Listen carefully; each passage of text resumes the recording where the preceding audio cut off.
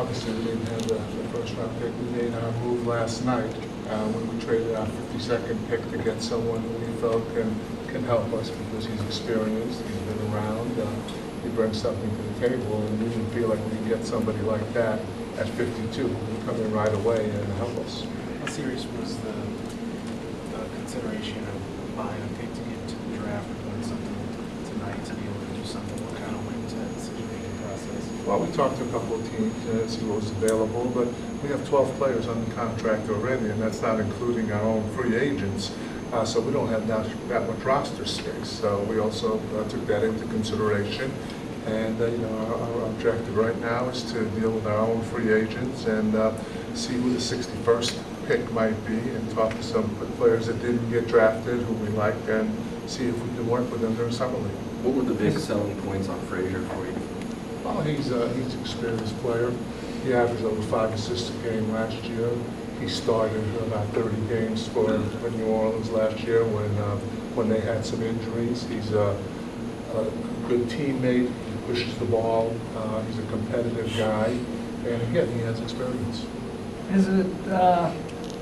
Is there anything odd about going through 2 years in a row without making a pick?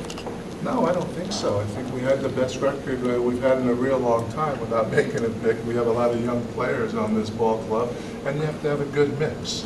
You can't have too many young players, and I think we have that. We still have a very young team, one of the youngest teams around. Our nucleus is very young, with John being 26 and Bradley and Otto being 23, Kelly Oubre being 21. Keith is only 26, 27, so we have a lot of young players on this team. If you just got a backup point guard that fills a big need, is there another area? What would be the next up area you would think would be the biggest need to address? Well, I mean, we want to address everything, but I think we're a pretty deep team.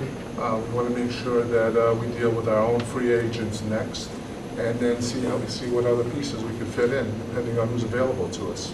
How does the trade for Frazier affect Thomas Saturansky?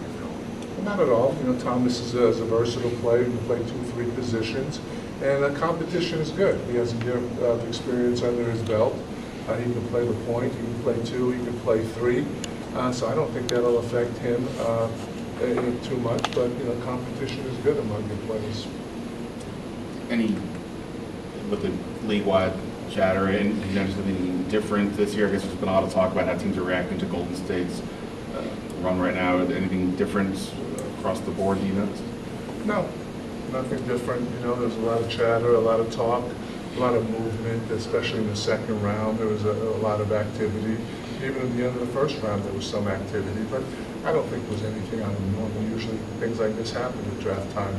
How did you see the East, not that the draft is done and you see most teams that made it in the East, where kind of do you see the East is potentially heading, and where do you guys stack up? Do you see yourself in a similar position or an even better position than maybe you were just previously? Well, we were the top 4 team last year, and that was the first year we had this group together.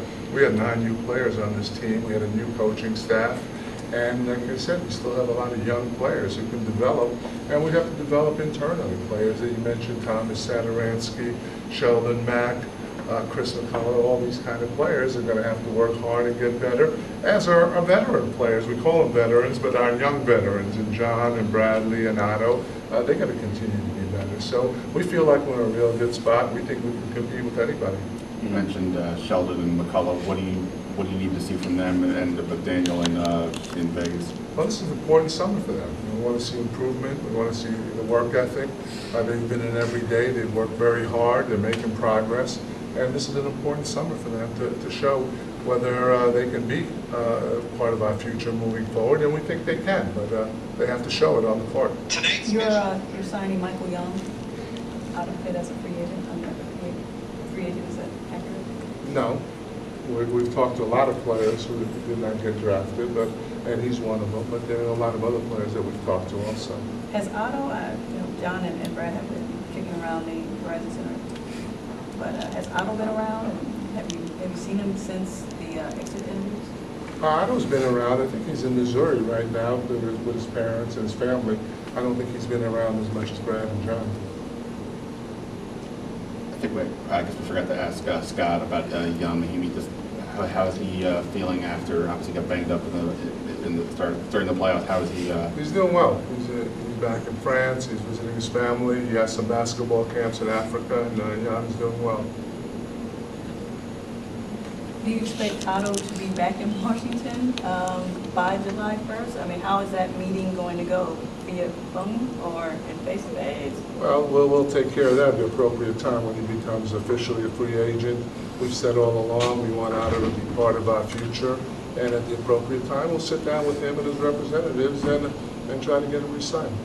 Face-to-face, on the phone? Could be both. All right. And we'll invite you. That's what I was thinking. Thanks, guys.